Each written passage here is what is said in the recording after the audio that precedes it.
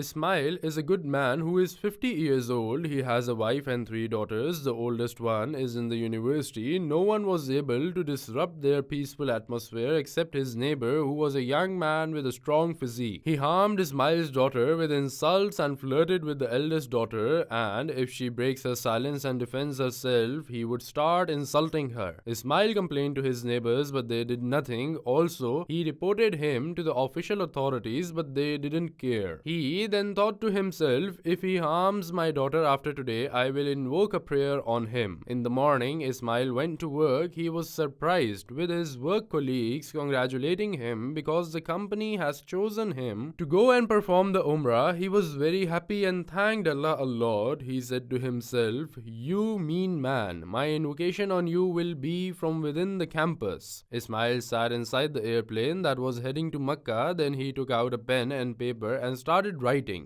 Then he kept tearing the papers apart and starting over from the beginning. The young man sitting next to him was surprised. He asked him about what he was writing as to perhaps help him out. Ismail then told him, smiling, "I finally found out the prayer that I am going to invoke on my neighbor. Read what I have written." The young man read on the prayer that Ismail has written, and it said, "O God, if anyone harms my daughter, then take his youth away and deny him marriage and an offspring."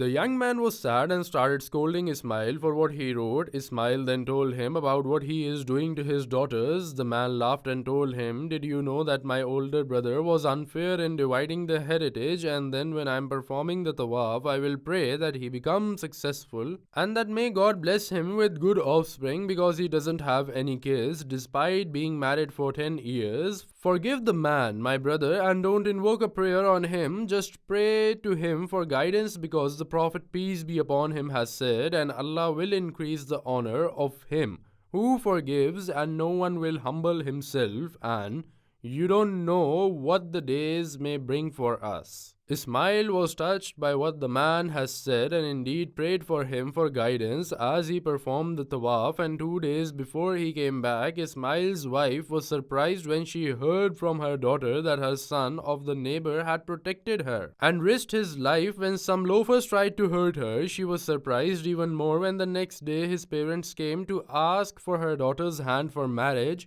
She asked that the engagement be delayed until her father returns home. When Ismail came back, the man and his parents came again. The young man apologized and told him that a week ago he repented and started praying. Ismail then agreed to the engagement and the marriage was completed, and his daughter's husband exactly like how he wished his son to be. Ismail was then astonished and said, "What if I invoked on him the prayer that I wrote that day? Thank God I didn't, and Allah guided me and him to a better path."